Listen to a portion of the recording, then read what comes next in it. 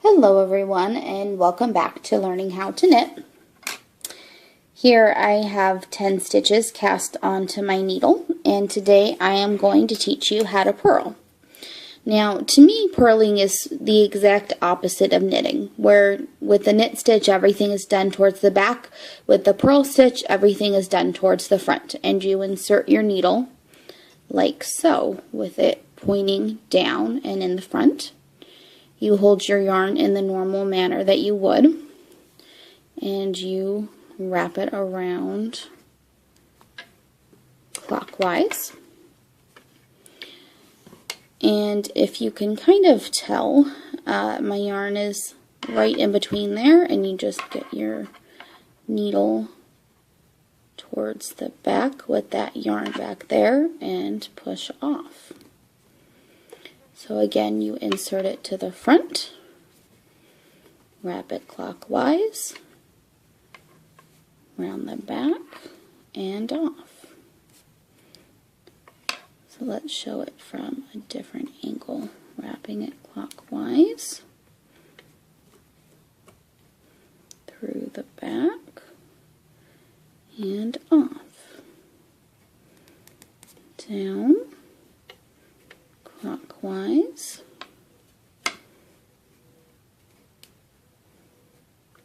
around the back, and off. Now, the knit stitch and the purl stitch are the two primary stitches that you have in knitting, and a lot of the different stitches that you may do will work in combination with these to make different patterns. So they're very important ones to know.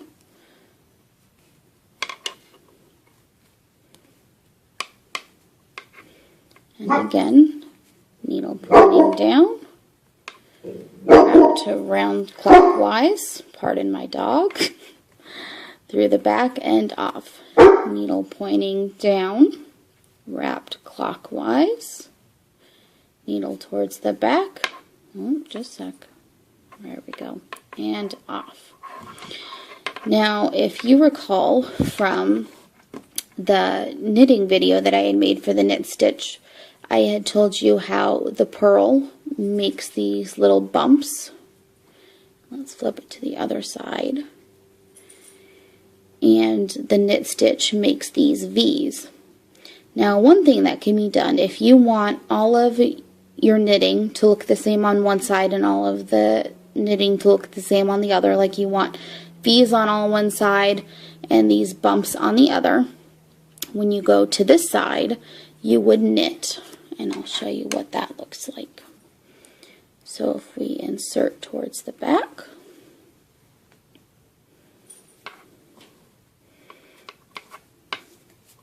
and knit this row, and knit this row, I'll show you what it looks like. Now here's the knitting with that row all done, where I purled the first row, which is that row right there, and I knit the second row so that way it forms the V's on one side and the bumps on the other. Now that's using the purl stitch for one row, the knit stitch for the other, and you keep alternating these every other row, so that way you get what they call the stockinette stitch. So like I said earlier, you'll use the knit stitch and the purl stitch combined to form different stitches, and I'll teach you more as we go along in our series, and all the different stitches come together to form different patterns. With this one, you'll get bumps on one side and V's on the other. The one thing I will pre-warn you of, though, is that if you go to do a scarf like this, the edges, once you get longer, the edges tend to kind of curl in a bit. So normally when you're doing stockinette stitch, it's usually with some sort of a border, either all knit stitch or all purls along the edges, so that way it doesn't curl in. I have made a scarf previously in stockinette stitch, and when I was done, I steamed ironed it and laid it flat to dry, and that seemed to work very well. But this is learning how to purl, which let me just show you one more time for review. You insert down, wrap the yarn clockwise, pull the needle towards the back, so you've got the yarn right back here, and you push off. And doing this knit row here as well still continues with the stockinette, because with alternating the knit stitch and the purl stitch, you would be up for, sorry, I kind of missed that one there. You would be up for a purl row to continue your stockinette stitch here. So you wrap it around clockwise, push it through to the back, and push off. Wrap it around clockwise, pull it through to the back, and push off. Insert pointed down, wrap it around clockwise, through to the back, and push off. And you just keep doing that.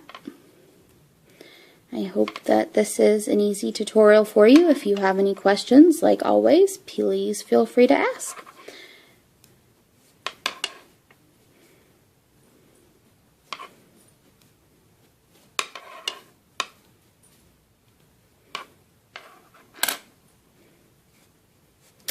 And that is how you purl, and using the knit and purl stitch in combination to make garter stitch. If you have any questions, again, please feel free to ask, and I hope you enjoyed. Have a good day.